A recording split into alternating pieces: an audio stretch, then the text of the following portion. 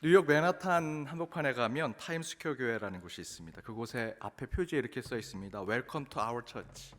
우리 교회 오신 것을 환영합니다. 그런데 그 가운데 U자가 빠져 있습니다. 그래서 그 아래 이렇게 써 있습니다. The only thing missing is you. 오직 당신의 자리가 비워져 있습니다.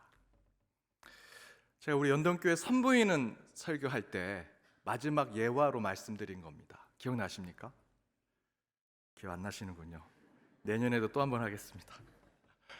저희는 오늘 회복주일로 지킵니다. 영상으로 또 가정에서 또 인터넷으로 예배 드리셨던 분들, 한동안 교회에서 좀 멀리 있었던 분들 가운데 저희들 이 오늘 앞에 타임스퀘어 교회에서 보여줬던 표현대로 그 처치라고 하는 교회라는 단어에 U라고 하는 그 단어가 빠져 있는 것처럼 오늘 여러분이 그 자리를 채워주고 계십니다. 원래 저희가 이렇게 예배를 드려야 합니다. 이제 우리는 이렇게 예배 드려야 하지요. 이렇게 다시 회복된 예배에 비워져 있던 여러분의 자리를 여러분이 채우셔서 우리가 다 같이 오늘 부른 찬양대로 우리가 함께 주님을 만나고 뜨겁게 주님과 함께 나아가는 예배를 드리는 바로 이 시간이 되기를 주님의 이름으로 축복합니다. 우리 옆에 있는 분들과 이렇게 인사 나눴으면 좋겠습니다. 당신을 기다렸습니다. 당신을 기다렸습니다. PPC 7번째, 내게 능력을 주시는 하나님이라는 말씀의 제목으로 주의 말씀 나눠보고자 합니다. 몇 주 전 제가 3부 예배 인사한 말로 이런 얘기를 했습니다. 어린 시절 제가 많은 것은 기억나지 않지만 그 중에 기억나는 몇 가지가 있는데 그 중 하나가 아버지가 저를 목마를 태워줄 때 이 밑에 있다가 위로 쑥 올라가서 저 높은 곳, 더 먼 곳을 보게 될 때가 지금도 기억이 납니다 라고 말씀을 드렸습니다. 왜 기억이 날까 생각을 해봤더니 어린 시절 키가 작았으니 어른들 허리춤에서 맨날 밑에 있는 거 어른들 그 중간에 끼어가지고 그냥 그늘진 것만 보다가 아버지가 높이 올려주시고 목마를 태워주시면 더 먼 곳, 더 환한 것들을 보게 되니 그때 가슴이 뻥 뚫리는 그런 느낌을 받았던 것 같습니다. 그래서 그때 제가 기도했습니다. 아버지처럼 이렇게 큰 키를 가졌으면 좋겠습니다. 아버지처럼 이렇게 자랐으면 좋겠습니다 라고 기도했던 기억이 납니다. 그런데 제가 기도의 능력이 있는지 하나님이 제 어린 시절 그 기도를 들으시고 지금은 제가 아버지보다 키가 큽니다. 제 아버지가 결혼 혼수로 좋은 바바리 코트를 받으셨습니다. 그래서 그 코트가 너무 좋아서 내가 이 코트는 커서 내 아들에게 물려주겠다. 15년을 잘 보관하다가 제가 15살 이후부터 아버지보다 크기 시작하셔가지고 저희 아버지가 그 바바리 코트를 그냥 웃으면서 버리셨다고 합니다. 그게 아버지의 마음이겠죠. 아들에게 좋은 것을 물려주고 싶은데 내가 물려주는 것보다 더 좋은 것을 아들이 가지고 있으면 내가 가지고 있는 것 언제든지 편히 포기하고 버리고 희생할 수 있는 것, 그것을 기뻐하시고 행복하시는 분이 우리 시대의 아버지라 저는 생각이 듭니다. 이것은요, 우리 하나님 아버지도 마찬가지이십니다. 하나님은 우리에게 가장 좋은 것을 주시려고 하시는 분이십니다. 마태복음 7장에 보면 너희 중에 누가 아들이 떡을 달라는데 돌을 주고 생선을 달라는데 뱀을 주는 그런 아버지가 어디 있느냐. 악한 아버지라도 그 자식에게는 좋은 거를 주려고 할 텐데 우리 하늘 아버지께서 구하는 자식에게 좋은 것을 주지 않겠느냐라고 주님께서 말씀하시죠. 여러분, 조금만 기다리십시오. 우리 하나님 아버지께서 여러분의 기도를 들어주실 것입니다. 여러분의 간구를 반드시 응답해 주실 것입니다. 그런데 우리가 하나님 아버지를 인격적으로 만나게 되면요, 우리도 변화가 되고요, 우리도 능력을 얻게 됩니다. 살인자였다가 도망자로, 그리고 40년 외로운 양치기로 살았던 모세가 떨기나무 불에서 인격적인 하나님을 만나고 당대 가장 강했던 국가의 그 애굽으로부터 이스라엘 백성들을 구원하는 그런 구원자가 되지요. 또 겁많고 소심하며 연약하고 나약하기 짝이 없던 기드온이 하나님을 인격적으로 만나니 300의 군사를 통해 10만의 미디안 병사들을 쳐서 이기는 능력의 사사가 됩니다. 오늘 기도원 회원이 오셨는데 바로 그런 기도원이 되셔야 합니다. 바울은 어떻습니까? 예수를 믿던 그리스도인들을 괴롭히고 죽이던 회방자였고요, 핍박자였고 포행자였다. 본인이 그렇게 얘기했습니다. 그랬던 그가 다메섹 도상에서 인격적인 하나님을 만난 후에 완전히 다른 사람이 되어서 죽이던 사람이 살리는, 생명을 살리는 사람이 되죠. 복음의 능력을 가진 자가 됩니다. 여러분, 하나님 아버지를 만나면 변화되고 능력을 받게 됩니다. 코로나 이후 예배가 회복되고 공동체를 회복시켜야 한다, 곳곳에서 얘기합니다. 그렇게 하기 위해서 이런저런 행사, 여러 프로그램들을 만들려고 하지요. 잘 되는 곳도 있고요, 잘 안 되는 곳도 있습니다. 그런데 어느 교회는 잘 되고 왜 어느 교회는 잘 안 될까? 깊이 생각해 보니 많은 문제들이 있겠지만 저의 결론은 이렇게 내려졌습니다. 다시 회복하고자 찾아간 그 예배 장소에서 인격적인 하나님을 만나지 못하는 겁니다. 다시 부르는 찬양 가운데 뜨겁게 성령 하나님을 만나야 하는데 그 찬양 가운데 하나님을 만나지 못하는 것이죠. 다시 만나 교제하고 친교하는 신앙의 공동체와 모임 속에서 삼위일체 하나님을 경험하지 못하더라라는 것입니다. 문제의 답은 간단합니다. 다시 찾은 성전에서, 다시 찾은 예배 장소에서, 다시 찾은 기도의 처소에서 살아계신 하나님을 만나지 못하니 저희들의 회복이 더딘 것이죠. 문제 핵심은 거기에 있습니다. 사랑하는 여러분, 특별히 오늘 이렇게 오랜만에 이 현장에 나와 벅찬 가슴으로 예배를 드리는 모든 성도 여러분, 이 예배의 시간, 우리 하나님 아버지께서 충만히 이곳에 임하셔서 여러분의 마음 가운데, 여러분의 심령 가운데 찾아와 주시고 인격적으로 뜨겁게 그 주님을 만나는 이 예배 시간이 되기를 간절히 바랍니다. 이 예배 시간에, 이 예배의 찬양 가운데, 기도 가운데, 말씀 가운데 살아계신 하나님께서 인격적으로 저와 여러분을 찾아와 주셔서 이 코로나로 상처받고 고통을 겪었던 우리의 모든 것을 치유해 주시는 하나님의 능력이 임하는 이 예배가 되기를 간절히 부탁드립니다. 예레미야 29장 13절에 너희가 진심으로 나를 찾고 찾으면 내가 만나리라 약속해 주고 계십니다. 이 예배 가운데 하나님께서 원하시는 회복은 코로나 이전의 숫자가 회복되는 것이 아닙니다. 이 예배 가운데 단 한 사람이라도 살아계신 인격적인 하나님을 만나 전심으로 예배를 드리고 하나님을 찬양하고 경배하는 그 단 한 사람이 발견될 때 하나님은 이 예배가 회복됐다 선포하실 것입니다. 이곳에 있는 여러분 한 사람 한 사람이 바로 그 하나님이 기다렸던 진실한 예배자가 되시기를 간절히 바랍니다. 오늘 예배가 전심으로 하나님 아버지를 찾고 또 찾아 하나님을 인격적으로 만나는 회복의 예배가 되기를 주님의 이름으로 축복합니다. 이처럼 인격적인 하나님을 만나는 것 그 자체가 우리는 이 예배의 회복을 통해 힘과 능력을 얻는 것이죠.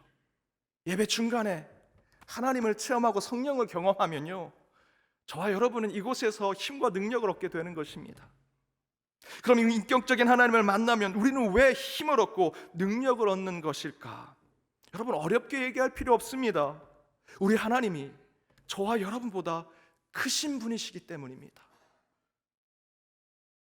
코로나 가운데 저와 여러분이 겪었던 그 상처와 아픔, 여러분이 생각하고 있는 그 상처와 아픔보다 크신 분이 하나님이시고요, 여러분 육신 가운데 갖고 있는 질병보다 크신 분이 하나님이시고, 저와 여러분이 생각하는 이 세상의 고민과 걱정거리보다 크신 분이 하나님이십니다. 지난 사순절 기간 남아있는 자들을 위한 위로라는 전체 주제 말씀 가운데 무엇보다 강한, 무엇보다 큰 이라는 소제목으로 설교 시리즈를 여러분과 나눴습니다. 그때 코로나 때문에 저와 여러분은 죽음과 고통의 두려움 속에 살았지요. 그때 말씀을 전했습니다. 하나님은 저와 여러분이 걱정하는 그 죽음보다 크신 분이시다. 또한 코로나 때문에 절대적 기준이 사라져 갑니다.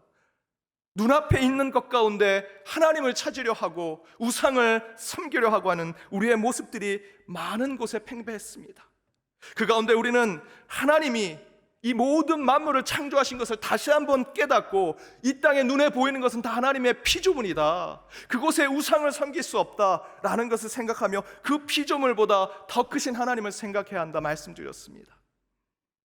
또한 하나님은 우리의 원수, 우리의 적대자보다 크신 분이십니다. 또한 코로나로 인해 느끼는 우리의 불확실한, 그리고 불안함, 걱정, 근심보다 크신 분이 하나님이시다. 마지막에 말씀드린 것은 이 불안한 정세 가운데 우리는 때로 이런 생각을 하죠. 아무것도 필요 없어. 하나님도 없는 것 같아. 허무해, 공허해 라고 생각하는 그 염세주의적인 생각. 성경에서는 그것을 공고함이라 표현했습니다. 그런 공고함보다 더 크신 하나님 때문에 저와 여러분은 지금 이 자리에서 능력과 힘을 얻고 살아가는 자들이 된다 말씀드렸습니다. 살아계신 인격적인 하나님을 만나는 것은 곧 이 세상 어떤 것보다도 크신 하나님을 경험하고 체험하는 것입니다. 오늘 예배로의 초대 사진을 한번 보십시오. 이 그림처럼 우리가 난관에 빠지고 인생의 구렁에 빠졌을 때 우리에게 필요한 것이 무엇입니까? 이 세상의 이치를 발견하는 철학책, 과학의 지식, 세상의 수많은 네트워크를 가지고 있는 인맥, 여러분 손에 쥐어진 돈, 그 구렁과 수렁에 빠졌는데 돈을 아무리 던져보십시오, 금광을 던져보십시오, 구원이 일어납니까? 아닙니다. 지금 이렇게 수렁에 빠졌을 때 지금 우리에게 필요한 것은 저 절벽 위에서 나를 구원하기 위해서 누군가가 팔을 걷어서 손을 뻗는 그 구원의 손길입니다. 전에 말씀드린 제 경험, 예전 사역하던 교회에 한 유명한 의사 장로님이 계셨습니다. 그런데 그 부인 되신 권사님이 심각한 암이 걸리셨습니다. 사람들이 모두 얘기했습니다. 저 유명한 의사 장로가 저렇게 유명한데 자기 부인 못 고치겠냐. 다 별 걱정 안 했습니다. 그런데 정작 그 의사 장로님은 매일같이 교회를 찾아와 눈물로 기도하셨습니다. 하루는 저를 찾아와 함께 상담을 했습니다. 그때 그분이 이런 고백을 하셨습니다. 본인이 수십 년 수많은 사람들을 고치고 살리려고 했는데 정작 내 아내가 아프니 아무것도 할 수 없음을 깨닫게 됐습니다.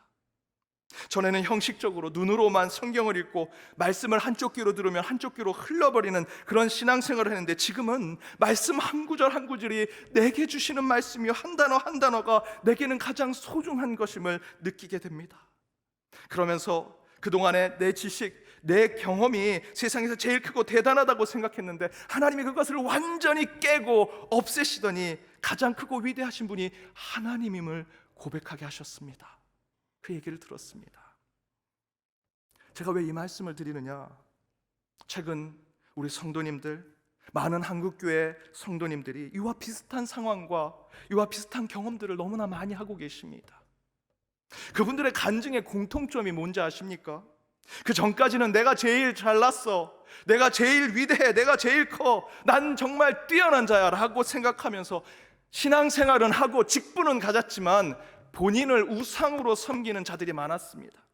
그러나 그 인격적인 하나님을 만나고 그분들이 이렇게 고백합니다. 나보다 크신 하나님, 내 문제보다 크신 하나님, 그 위대하시고 완벽하신 그 하나님을 다시 찾게 됩니다. 예전에 제가 아는 선배 형님이 외환견을 키우셨습니다.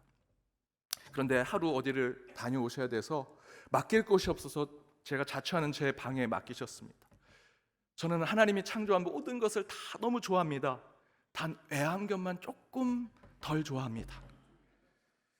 정말 마음이 너무 부담이 생겼습니다. 그런데 그 형님이 그 말을 잘 듣고 아주 똑똑한 애완견이라고 하면서 몇 가지 훈련하는 방법을 가르쳐줬습니다. 간식을 조금 주면서 앉아, 일어서, 공 가져와 하니까 말을 잘 듣습니다.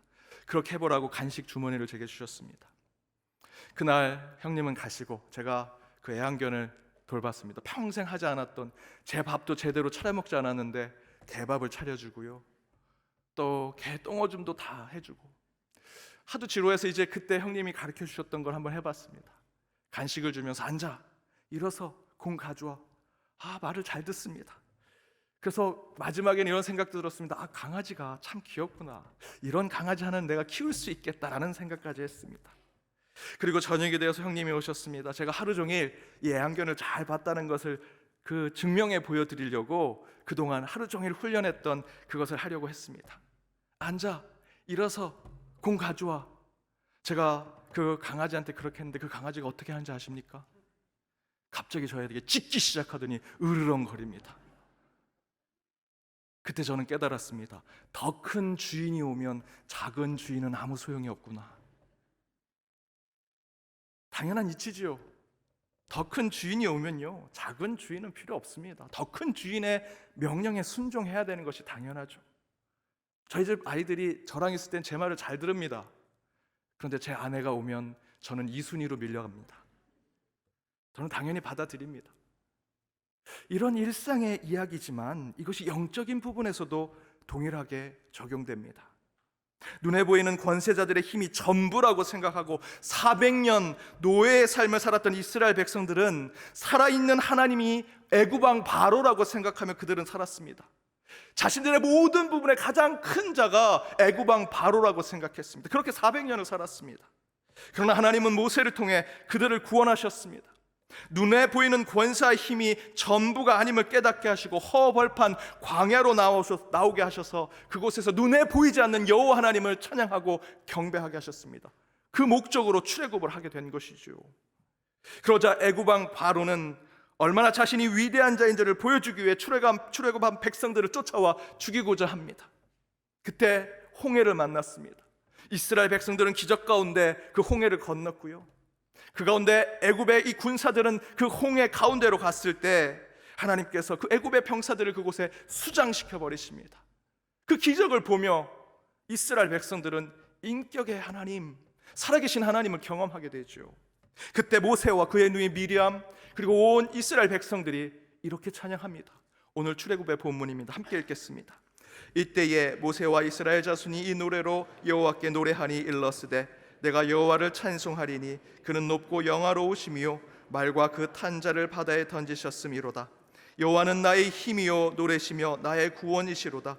그는 나의 하나님이시니 내가 그를 찬송할 것이요 내 아버지의 하나님이시니 내가 그를 높이리로다.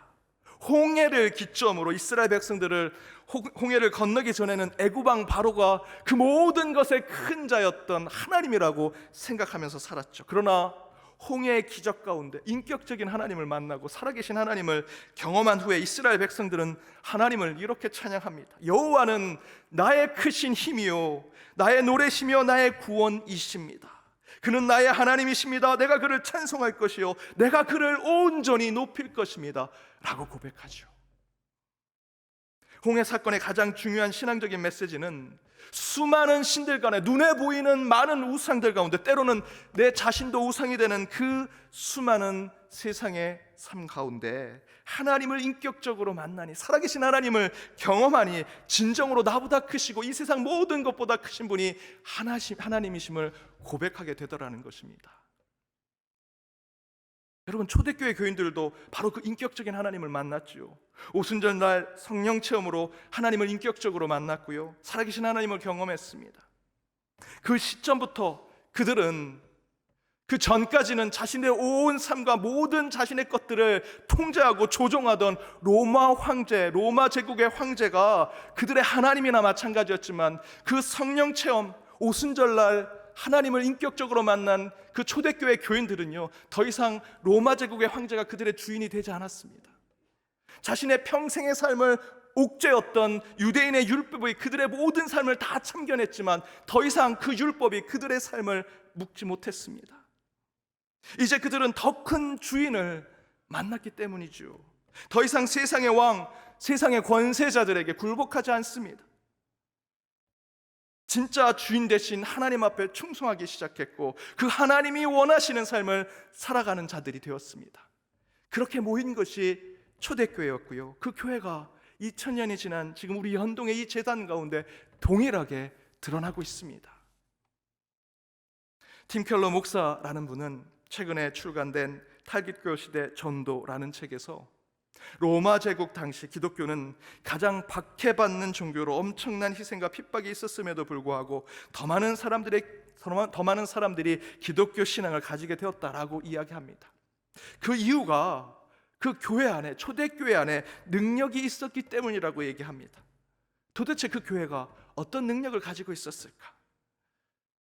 신비를 보게 하고 세상에 특별한 능력을 보여주는 것이었을까? 팀 켈러 목사는 4가지를 얘기합니다. 첫 번째는 여러 인종과 민족이 함께한 공동체였다는 것입니다. 당대는요, 같은 인종, 같은 계급, 같은 민족, 같은 성별만 모일 수 있었습니다. 내 계급과 같은 사람들, 내 경제적 수준, 내 인종, 내 피부 색깔과 같은 사람들만 모이는 것이 그때 당시에 당연한 문화였습니다. 그러나 초대교회는 그러지 않았습니다. 다양한 인종, 다양한 민족, 다양한 성별, 다양한 계급과 사람들이 함께 모이는 곳이었습니다. 빌립만 예를 들어서 말씀드립니다. 빌립이 복음을 전할 때 가장 먼저 사마리아 성에 내려가 사마리아인들에게 복음을 전했습니다. 또한 빌립은 하나님 나라 예수 복음에 대해서 남녀가 상관없이 세례를 주었습니다. 또한 빌립은 주의 사제의 인도함에 따라 에디오파의 흑인을 전도했습니다. 요 100년 전의 얘기가 아닙니다. 200년 전 이제 막 성령의 체험을 하고 복음을 전했던 주의 사람들이 이렇게 했습니다. 빌립이 이렇게 했습니다. 초대교회는 로마 황제의 명령, 유대교의 율법에 눌리지 않았습니다. 더 큰 복음의 능력을 경험한 자들이었기 때문에 더 큰 하나님의 뜻을 행하고자 했습니다. 그 가운데 교회의 능력이 있는 것이죠. 두 번째는 가난한 자와 소외된 자를 돌보는 헌신의 공동체였습니다. 당대는요, 자기 가문에 속하고 자기 종족에 속하고 자기 계급에 속한 자들 가운데 가난하고 소외받은 자들만 돌봤습니다. 내 집 울타리 밖에 있는 사람은 돕지 않았습니다. 성경 말씀 가운데 거지 나사로 부자 얘기가 나오는데 그 거지 나사로를 챙기지 않는 이유가 바로 그겁니다. 내 집 바깥에, 내 가문 바깥에, 내 계급 바깥에 있는 사람은 난 챙기지 않는다. 아무리 가난하고 그가 지금 곧 죽을 것 같다 그래도 돕지 않습니다. 그것이 당대의 문화였습니다. 그러나 초대교회는 달랐습니다. 초대교회는 기독교인이든 이교도이든 이방인이든 로마인이든 모두를 돌보고 사랑했습니다. 그들에게는 담이 없었습니다. 울타리가 없었습니다. 도움이 필요한 가난하고 소외받은 자들이 있으면 그들에게 예수의 사랑을 전했습니다. 세 번째는 되갚지 않고 용서하는 공동체였습니다. 당시의 미덕은요, 내 눈에 누군가가 상처를 입으면 똑같이 그 상대방의 눈에 똑같은 상처를 입히는 것이 그때 당시의 미덕이었습니다. 복수하고 안갚음하는 것. 그러나 초대교회는 달랐습니다. 원수를 사랑했습니다. 기도하는 공동체였습니다. 예수님께서 십자가에 달리실 때 그를 죽이는 자들을 위해 그때 당시의 미덕으로 내가 반드시 이 십자가에 내려와서 너희를 죽이겠다 말씀하지 않으시고요, 저들이 하는 것을 모릅니다. 저들을 용서하여 주옵소서. 그렇게 기도하셨습니다. 여러분, 이렇게 되갚지 아니하고 용서하고 화해할 때 교회는 능력이 생깁니다. 그런데 한국 교회가 요즘 어떻습니까? 원래 교회는요, 반대편 원수를 위해 기도해 주는 공동체입니다. 그런데 어느 때부터 교회가 적이적인 공동체가 됐습니다. 서로 갈라치게 하고 편을 가르고. 여러분, 화해하고 용서하는 공동체가 될 때 교회는 힘을 갖게 될 것입니다. 네 번째는 낙태를 비롯해 유아 살해를 강력히 반대하는 공동체였습니다. 생명과 가족을 소중하게 생각하는 공동체. 당시는요, 유아의 생명, 특별히 노예가 가지고 있는 갓난 아이는 생명이 아니었습니다. 자기들 마음대로 했습니다. 죽음의 숫자에도 채우지 않았습니다. 그러나 초대교회는 모든 세대, 모든 인종, 모든 계급의 생명을 소중하게 생각했고요, 그들이 심장이 뛰고 있으면, 말을 하고 일어서서 한 사람으로 살아있으면 그 모든 것이 하나님이 부여한 생명이라 생각했습니다. 제가 이런 경험이 있습니다. 대학 시절 환경운동을 했습니다. 환경운동을 하기 위해서 여성운동하는 단체와 함께 한 공원에 새집을 지어주는 운동을 했습니다. 그 공원에 새집이 없으니까 새들이 이 아스팔트나 시멘트, 차가운 시멘트에 그곳에 알을 까는 겁니다. 이제 새끼들이 거기서 태어나니 새끼손가락만하고 엄지손가락만한 새끼들이 막 태어나는, 막 심장이 뛰는 게 보입니다.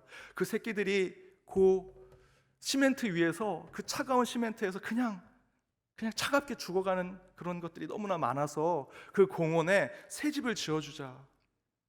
여성운동 하신 분들이 그곳에 사다리를 타고 올라가면서 그 작은 새들의 그 심장 뛰는 모습을, 야, 이 작은 것이 생명이구나, 막 이렇게 얘기하셨습니다. 그리고 끝나고 회식을 하면서 그 안에서 낙태에 대한 얘기가 나왔습니다. 그런데 그 여성운동 하시는 분들이 방금 전까지만 해도 새끼손가락에 심장 뛰는 것을 보는 그 작은 생명을 보고는 그건 참 소중하다라고 얘기해놓고, 그거보다 더 발달됐지만 뱃속에 있는 아이는 자신의 뜻에 따라서 죽일 수도 살릴 수도 있다라고 얘기하는 겁니다. 저는 그 가운데 모순을 느꼈습니다. 너무나 아이러니했습니다. 작은 손톱만한 새는 그렇게 살리고자 새 집을 만들고는, 우리 인간의 생명은 인간의 뜻에 따라 좌지우지 될 수 있다.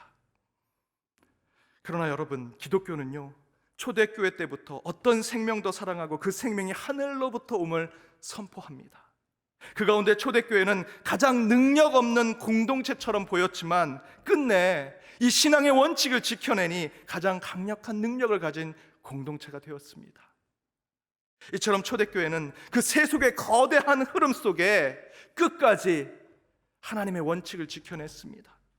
여러 인종과 민족이 함께하는 공동체, 가난한 자와 소외된 자를 돌보는 헌신의 공동체, 되갚지 아니하고 용서하고 화해하는 공동체, 낙태를 비롯해 유아 살해를 강력히 반대하는 생명과 가족을 사랑하는 공동체. 이대로 하면요, 엄청난 박해를 받고 핍박을 받고 희생을 당하는 것이 뻔히 눈에 보임에도 불구하고 초대교회 그리스도인들은 끝까지 이 원칙을 지켜냈습니다. 왜 그랬을까요? 세상에 당연하다고 여기는 것보다 더 크고 위대한 하나님의 뜻이 그 가운데 있었기 때문입니다. 그렇게 복음의 원칙을 지켰더니 교회가 능력을 갖게 되었고요, 지금까지도 그 교회는 세상에 소망을 주는 곳이 되었습니다. 바울은 오늘 본문 빌립보서에서 이렇게 얘기하죠. 내게 능력 주시는 자 안에서 내가 모든 것을 할 수 있다. 곧 우리 하나님은 우리에게 능력 주시는 분임을 고백하는 것입니다. 이에 저는 확신합니다. 이 코로나의 난국 속에서도, 또한 이 코로나가 회복되는 이후에 경제적인 위기와 위험이 우리 속에 도사리고 있는 이 상황 속에서도 우리에게 능력 주시는 하나님은 구원이 우리에게 있음을 깨닫게 해주십니다. 우리가 수렁과 함정에 빠져 있습니다. 그 가운데 우리 하나님께서 반드시 손을 거두시고 우리에게 구원의 손길을 반드시 내밀 것입니다. 저와 여러분이 그 가운데 할 수 있는 것은 주님의 구원의 손길을 은혜 가운데 잡기만 하면 되는 것입니다. 사랑하는 여러분, 바울은 우리의 능력의 하나님을 이렇게 고백합니다. 오늘 빌립보서 19절 말씀 함께 읽겠습니다. 나의 하나님이 그리스도 예수 안에서 영광 가운데 그 풍성한 대로 너희 모든 쓸 것을 채우시리라. 하나님은 저와 여러분의 쓸 것을 채워주시는 능력의 하나님이십니다. 이미 아시고 우리의 빈 곳을 채우시는 분이 하나님이십니다. 저와 여러분이 아닙니다. 반드시 하나님께서 채워주실 것입니다. 그 능력의 하나님을 만날 때 우리 또한 그 능력의 그리스도인이 될 것입니다. 능력의 교회, 능력의 그리스도인이 되는 것은 권세를 휘두르고 힘을 자랑하는 것이 아닙니다. 큰 건물을 자랑하고 많이 모이는 숫자를 자랑하는 것이 아닙니다. 도리어 초대교회가 인격적인 하나님을 만나고 살아계신 하나님을 만나 지켜왔던 복음의 원칙을 지킬 때 2000년이 지난 지금의 우리의 이 교회도 초대교회 능력을 회복하리라 믿습니다. 다양한 세대가 함께하는 교회, 가난하고 소외받은 자들을 위해 헌신하는 교회, 화해와 용서가 넘치는 교회, 생명을 사랑하고 가족을 소중히 지키는 교회가 될 때 이 교회는 다시 신뢰를 회복하고 능력까지 되찾게 되리라 믿습니다. 그런 능력을 주시는 우리 주 하나님을 인격적으로 만나 매 순간 주의 능력을 공급받는 한 주의 삶이 되시길 주님의 이름으로 축복합니다. 기도하시겠습니다. 능력의 하나님, 하나님의 말씀 가운데 결단하며 나아가는 이 시간, 선포되는 말씀에 주님을 인격적으로 만나게 하여 주옵소서. 말씀으로 만난 살아계신 그 하나님을 통해 지금의 이 고난과 시련을 이기게 하여 주옵시고, 구렁과 함정에 빠진 우리에게 손을 내밀어 다시 회복된 삶을 허락해 주시는 주님을 찬양하고 경배하는 우리의 신앙이 되게 하여 주옵소서. 인격적인 하나님을 만나길 원합니다. 지금의 이 코로나의 새로운 위기를 극복하게 하여 주옵소서. 우리 인간은 할 수 없습니다. 그러나 능력이신 우리 주 하나님 아버지를 통해서만 가능함을 깨닫고 고백하오니, 주님, 우리를 구원하셔서 교회를 통해서만 소망을 보게 하시고 이때야말로 참 예수를 진정하게 전할 수 있는 때임을 깨닫게 하여 주옵소서. 채우고 능력을 주시는 주님 앞에 한 주도 겸손히 살아가기를 다짐하며 이 모든 간구 예수님의 이름으로 기도드립니다. 아멘.